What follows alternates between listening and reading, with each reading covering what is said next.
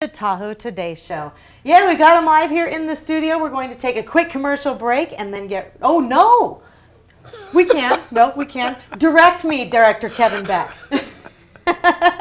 We're going to go straight to the interview. How are you this morning? I'm doing good. Thanks for coming here from North Carolina. North Carolina, that's right. Oh my gosh. What are you doing out in Tahoe? There is a conference at Grand Labakan for people who have adopted kids or are connected to adoption. And so I came out here to help that conference go better. I go around the country helping conferences become more effective by using audience polling technology to help people connect to the presenters and connect to each other. So I came here to do that for this conference. Now, is that why you wrote this book? That is exactly why I wrote that book. That book, I've been doing large-scale crowd work and events for years.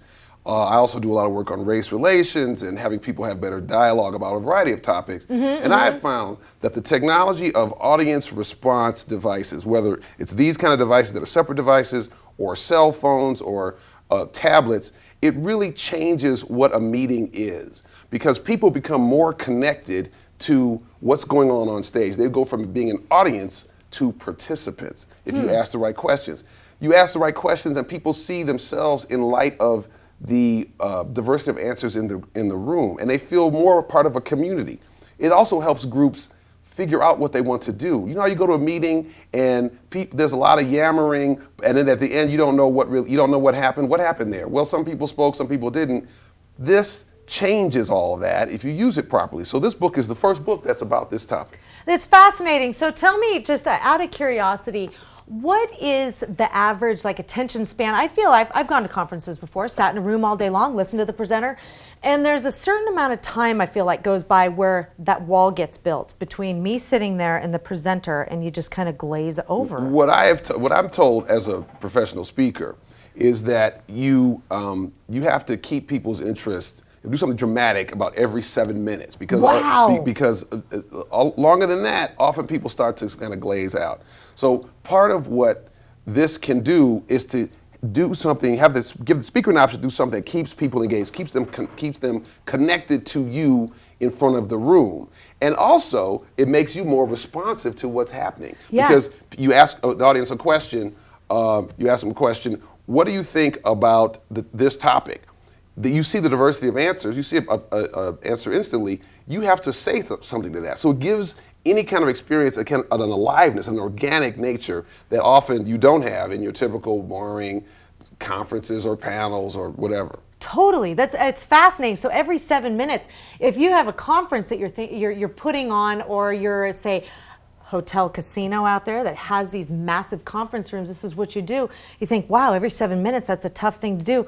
What are the tips are in here on how to create that excitement every Well, I'm not saying you do it every 7 minutes, but I am saying that here's some tools. The neuroscience says that people tend to zone out. And so what you want to do is to really make sure you're delivering your content in a way that's interesting and exciting. And my point is that there's a new tool that changes what meetings are. It changes what it means to have a conference or a workshop, or to give a talk or have a panel, or even a meeting, a community meeting where you're trying to sort out what do we want to do? What do we want to do about crime in our community? What do we want to do about a new plan for the city planning department? My background, my PhD is in urban planning. So I know that sometimes communities want to get together and have a conversation, but what often happens is that a few people go up to the mic and they dominate.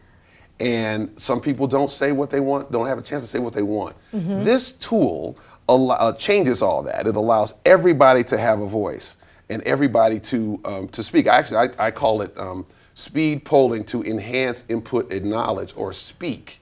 As I think we need to rename it, because a lot of this technology is often called audience response systems, or ARS. That sounds like arse, and I don't think that's a good term, but I think it's speak technology so that everybody can speak and be heard, and I think you get much more effective engagements. Now you have hanging around your neck today not just credentials to get you into your conference, but some of this technology. What they look like little calculators. They're little calculators. Again, I use a particular company, a company called Turning Technologies, but there's other companies that use cell phones. Like Poll Everywhere is one of the biggest ones. So basically, somebody programs what are the questions and where do they go in your agenda, and at the various points, You ask the audience adult multiple choice questions, usually multiple choice. Sometimes you can ask text message questions, and people enter their answer, and then you see a picture of the diversity of answers, and we all get to see, yes, I'm in there, and we see the room. And what it also does, it changes group attention, not just to me. I'm not just thinking about my response. I'm seeing my response in the context of the group response. Yeah, and that that's helps huge. people running a meeting, because what the people running a meeting are concerned about the group, and getting everybody into that group consciousness of what are we doing? What are the problems as we see it? What are the solutions that we want? It helps produce a better conversation and a better conference, or a better sense of conclusion about what we want to do. And often you go to meetings and you don't know at the end what people want, what you want to do. There's lack of clarity. This helps address that. Absolutely. That sounds like fantastic. The technology is out there.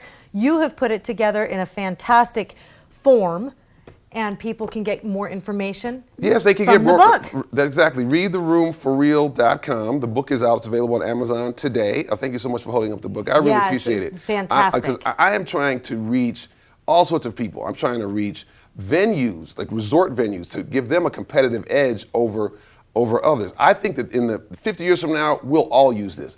I don't know if you're old enough to remember the time before the spreadsheet. There was a time in which there was before the spreadsheet. The spreadsheet came out, and now we recognize this is just a better way of doing business. Sure. This is a better way of having meetings. I think in 50 years, we'll all use this. And so what I'm interested in is trying to reduce the time in which it's universally adopted. So I'd be interested in talking to venues here in Tahoe. I love this area. I love skiing up here. I love snowboarding. Yeah, you talk about coming and visiting Tahoe. I do frequently. want to do that. And I would be interested in reaching out to these venues here to say, how can this be a competitive advantage to our venue? So, and for that matter, for Tahoe venues in general, because people are choosing Tahoe or the other places. What if this is how we did things in Tahoe? We made, our conferences were more engaging. They were more dynamic. You got more out of them. People were more interested. That might be a competitive advantage for either a particular resort here or resorts in general here versus other places. I think that there's again, 50 years from now, we'll all be using this. It's just a question of how long we'll take and when people get on board. And I'm trying to get that train going immediately. You got me fired up. And how can people get in touch with you? Because if you're watching the show right now, I know you're probably thinking of tons of ideas also. This is an awesome opportunity. How can people get in touch with you? Sure. Again, Read the Room for Real is the name of the book, is also my website, ReadTheRoomForReal.com, just like that sounds, Read the Room for Real. And you can buy the book on Amazon right now. Awesome. I released it on Independence Day because I want America to declare its independence from bad meetings. We have so many bad meetings. In fact, I wrote a Huffington Post article about that. It's called Independence Day 2.0, More Democracy Every Day. You can look it up on Huffington Post right now. Fantastic. I just think that I am so excited about the idea that we can change our experience of meetings. And more meetings can feel like, the sense of communion that can happen sometimes. If you have a good meeting and you feel connected to the task, you feel connected to other people, it feels different.